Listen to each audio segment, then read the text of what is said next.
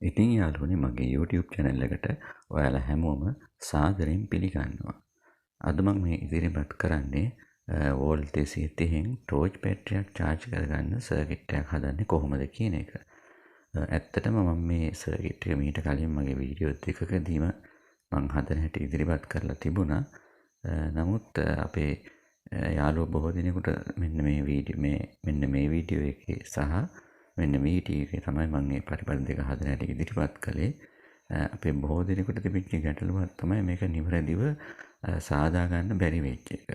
ඉතින් මං හිතුවා අද ඩොට් බෝඩ් එකක් නැතුව උපකරණ ටික විතරක් අමුණලා මේක හදන හැටි කියලා දෙන්න.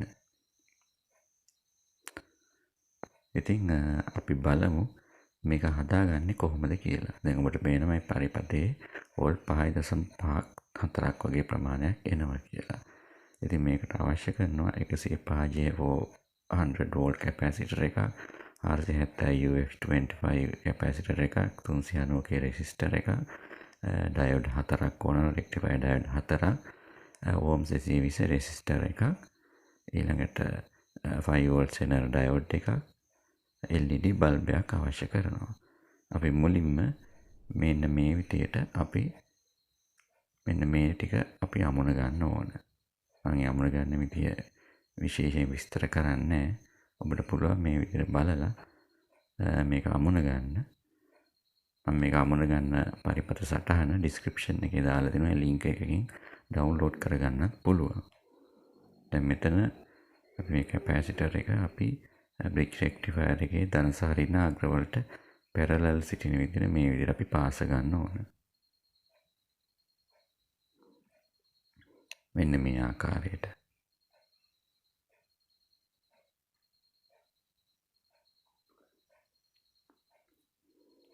දැන් අපි මේකේ AC විදුලිය DC විදුලිය කරන පරිපථය හදලා ඉවරයි. අපි දැන් බලමු මේක AC විදුලියක් ලබා දුන්නට පස්සේ කොයිතරම් DC විදුලියක් මේකට ලැබෙනවද කියලා.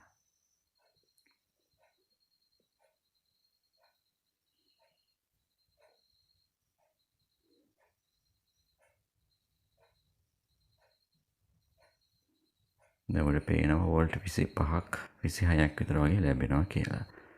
ඉතින් අපි මේක අපිට වෝල්ට් 5ක් කරගන්න නම් අපි මේකට 5 වෝල්ට් සෙනර් ඩයෝඩ් එකක් මේ විදිහට පැරලල් විදිහට, ඒ කියන්නේ කැපැසිටර් එකේ ධන සහ ඍණ අග්‍ර වලට සෙනර් ඩයෝඩ් එකේ ධන සහ ඍණ අග්‍ර එකිනෙක සම්බන්ධ කරලා පාස ගන්න ඕන.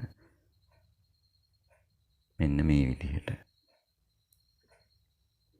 එතනින් තමයි අපි වෝල්ට් 5 මෙතනින් ලබා ගන්නේ.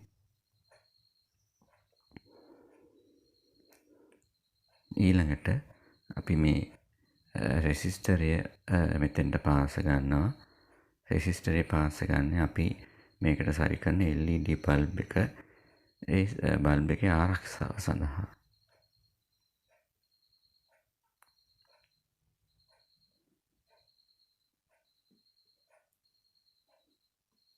අපි රෙසිස්ටරය මේකේ ධන අග්‍රයට සවි කරලා ඒකේ අනිත් පැත්තට LED බල්බ් එක මේ විදිහට සවි කර ගන්නවා.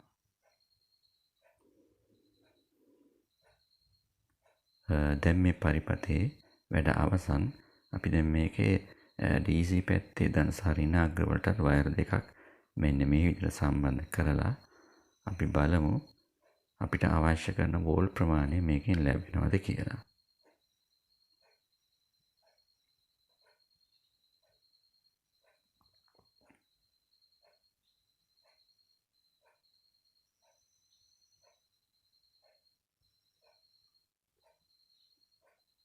දැන් ඔබට පේනවා මේකේ AC විදුලිය ලබා දෙන අග්‍ර සහ DC විදුලිය ලබා දෙන අග්‍ර.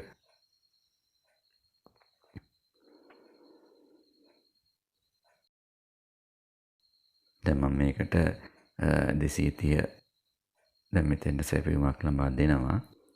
දැන් LED බල්බ් එකපත් වෙලා තියෙන්නේ මෙතෙන්ට 230 විදුලිය ලැබෙන නිසා. අපි දැන් මේකේ වෝල්ටේජ් වෙන වෙනම පරීක්ෂා කරලා බලමු.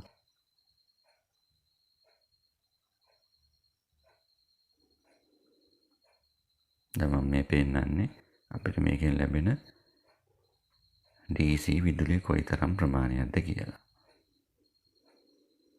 ඔබට දැන් පේනවා 5.34 වගේ DC අගයක් ලැබෙනවා. අපට මේ විදුලියෙන් අපට පහසුවෙන්ම ටෝච් බැටරියක් චාර්ජ් කරගන්න පුළුවන්.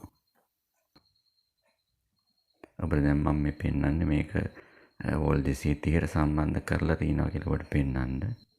ඉතින් මං හිතන්නේ මේ පරිපථය හදන විදිය ඔබට දැන් පැහැදිලි වෙන්න ඇති.